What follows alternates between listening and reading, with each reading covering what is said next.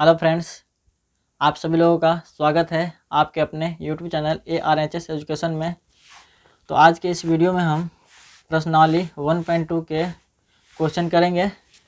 तो इससे पहले अगर अभी तक हमारे चैनल को सब्सक्राइब नहीं किए हैं तो चैनल को सब्सक्राइब कर लेंगे और बेल आइकन को प्रेस कर लेंगे, ठीक है। तो चलिए क्वेश्चन की ओर आगे बढ़ते हैं। क्वेश्चन नंबर 5 से आपको बताना है। क्वेश्चन नंबर 5 कहता है कि जांच कीजिए कि क्या किसी प्राकृत संख्या n के लिए संख्या 6 के पावर n अंक 0 पर समाप्त हो सकती है। इस तरह के क्वेश्चन अगर आपके सामने रहता है तो देखिए, जो अंक जो है, अंक क्या है, अंक है 6 के पावर n, ठीक है। अब 6 के पावर n 6 का गुणनखंड, 6 का गुणनखंड हमारा हो जाएगा 2 गुना 3, 2 गुना 3, ठीक। तो यहाँ पे एक छोटा सा कहानी है। वो कहानी इस प्रकार है कि अगर किसी संख्या का आप गुणनखंड करते हैं तो कम से कम एक बार 2 गुना 5 शामिल होना ज़रूरी है। कम से कम एक बार 2 गुना 5 शामिल होना ज़रूरी है। अब देखिए, 2 गुना 5 शामिल होने का मतलब क्या है कि 2 गुना 5 से ही मिलकर आपका 0 का निर्माण होता है, ठीक है।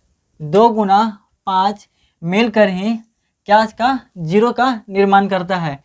तो इसलिए कम से कम एक बार 2 गुना 5 होना बहुत ही आवश्यक है।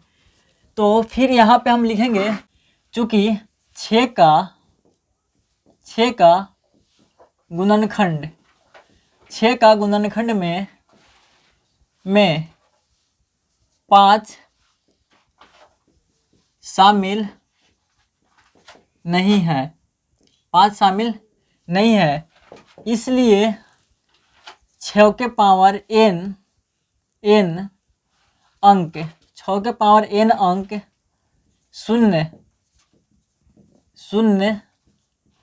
शून्य पर समाप्त नहीं हो सकती है, नहीं हो सकती है, ठीक है।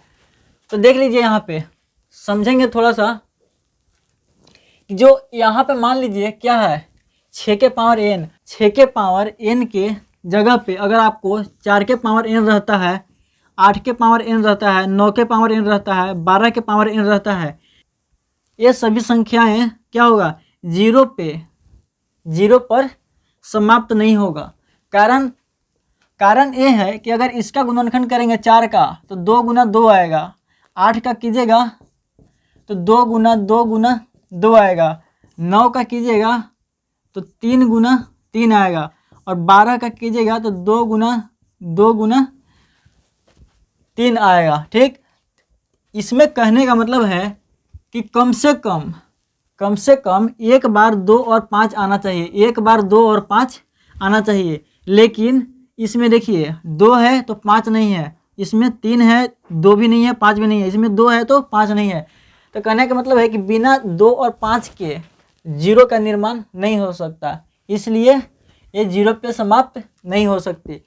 तो इसके अलावा अगर आप इस तरह से आप क्वेश्चन देखेंगे, कुछ भी होगा तो उसे आप इस तरीके से सोल्व कर लेंगे।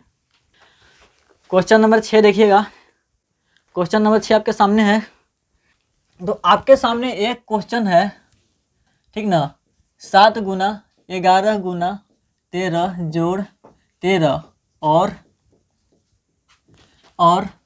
7 गुना 6 गुना 5 गुना 4 गुना 3 गुना 2 गुना 1 जोड़ 5, ठीक है। ये आपके सामने संख्या है। अब बोलता है कि ये भाज्य संख्या क्यों है।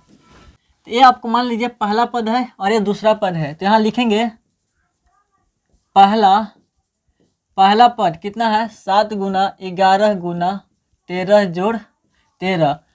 तो अब देखिए, इसमें 13 इसमें भी शामिल है, 13 इसमें भी शामिल है, तो इन दोनों में शामिल है, तो 13 को हम कॉमन ले लेंगे, ठीक है। तो 7 गुना 11, अब जोड़ यहाँ से 13 कॉमन ले लिए तो यहाँ 1 बचेगा, ठीक। अब देख लीजिए 13 को बाहर निकाल दिए, अब 11 सते 77 जोड़ 1, ठीक। अब क्या हो जाएगा 13 गुना, अब 77 और 1 78। अब यहाँ समझने वाली बात ये है, तो 13 गुना 78, अब 13 गुना 78 में अगर हम 1 से गुना करते हैं, 1 से गुना करते हैं तो इसका कोई परिवर्तन नहीं होगा। तो कहने का मतलब है, ये पूछ रहा है क्वेश्चन में कि ये भाज्य संख्या क्यों है।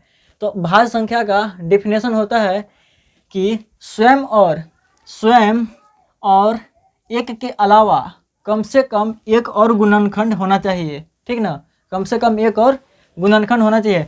तो ये तो मान लीजिए स्वयं हो गया, ये एक हो गया, इसके बाद इसके अलावा एक और गुणनखंड होना चाहिए। कहने का मतलब है कि कम से कम कितना गुणनखंड होना चाहिए, 3 गुणनखंड होना चाहिए। तो ये क्या कहलाएगा, भाज्य संख्या कहलाएगा, ठीक।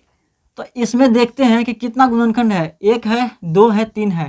तो 3 गुणनखंड हो गया, इसलिए एक क्या हो जाएगा, ये भाज्य संख्या हो जाएगा। दूसरा पद है 7 गुना 6 गुना 5 गुना 4 गुना 3 गुना 2 गुना 1 जोड़ 5, ठीक। अब इसमें से देखिए 5 यहाँ भी है और 5 यहाँ भी है, तो इन दोनों में से 5 को आप कॉमन ले लीजिए, कितना बचेगा 7 गुना 6 गुना, यहाँ पे 1 बच जाएगा, गुना 4 गुना 3 गुना 2 गुना 1 जोड़। अब देखिए 1 बचेगा, तो 1 में 5 से गुना करेंगे तो कितना हो जाएगा, 5 हो जाएगा, ठीक।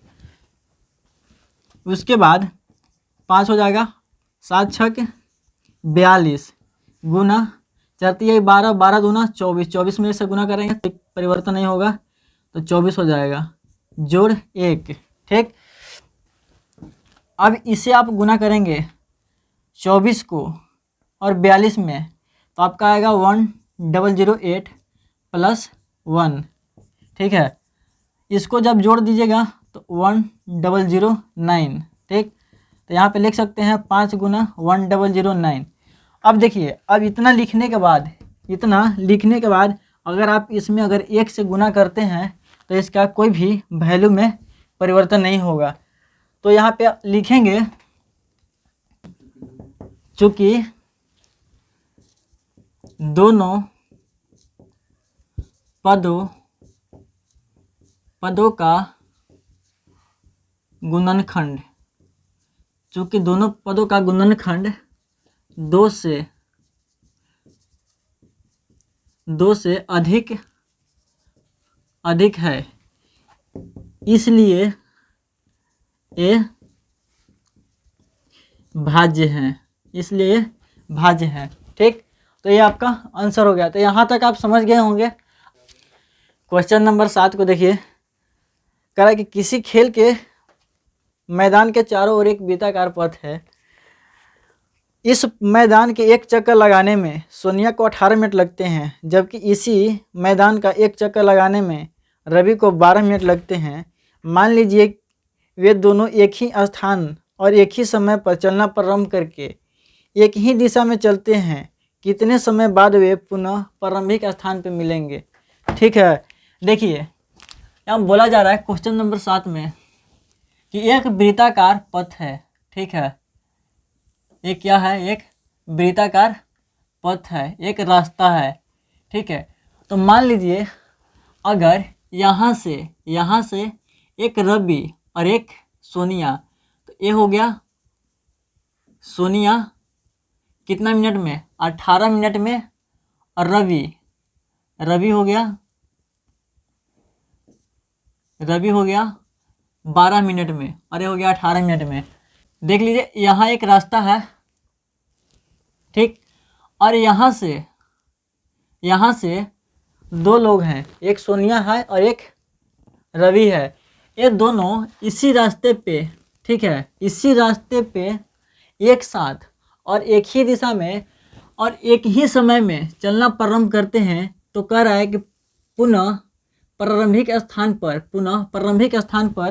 कितने समय बाद पहला बार मिलेंगे।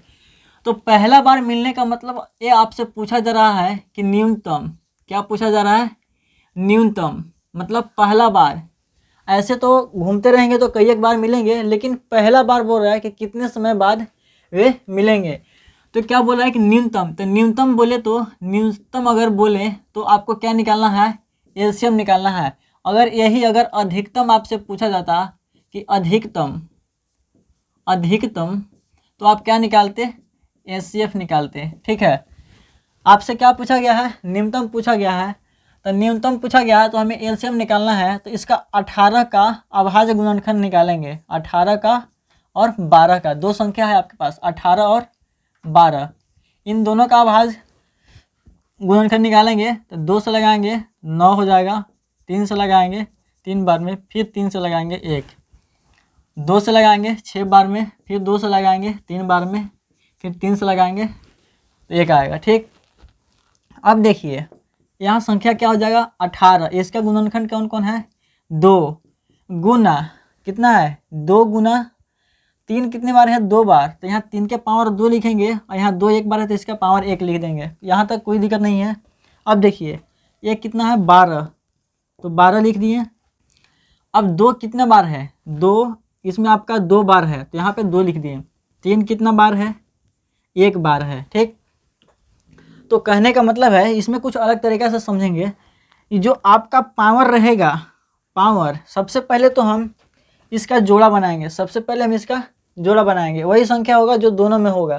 ठीक, तो जब दोनों में होगा और जिसका पावर सबसे अधिक होगा, जिसका पावर सबसे अधिक होगा वही आपका क्या कहलाएगा, एलसीएम कहलाएगा, और जिसका पावर सबसे कम होगा वो आपका एचसीएफ होगा। तो यहाँ हमें क्या निकालना है, एलसीएम निकालना है। ठीक है, क्या निकालना है, एलसीएम। तो इसमें देखिए 2 में किसका पावर सबसे ज़्यादा है, 1 है, यहाँ पे 2 है, तो 2 के पावर 2 सबसे ज़्यादा है, तो यहाँ पे 2 के पावर 2 लेंगे। ठीक है, गुना। अब देख लीजिए, अब इसमें किसका सबसे ज़्यादा पावर है, 3 के पावर 2, 3 के पावर 2। अब इनको हम गुना कर लेंगे, तो 2 दूना 4 और 3 तरीका 9, और 9 चौका कितना आ जाएगा 36। ये कितना मिनट बाद मिलेगा, 36 मिनट बाद ये दोनों प्रारंभिक स्थान पे पुनः मिलेंगे। ठीक है, तो हमें उम्मीद है कि आप यहाँ तक समझ चुके होंगे और अपने दोस्तों के साथ शेयर ज़रूर कीजिएगा।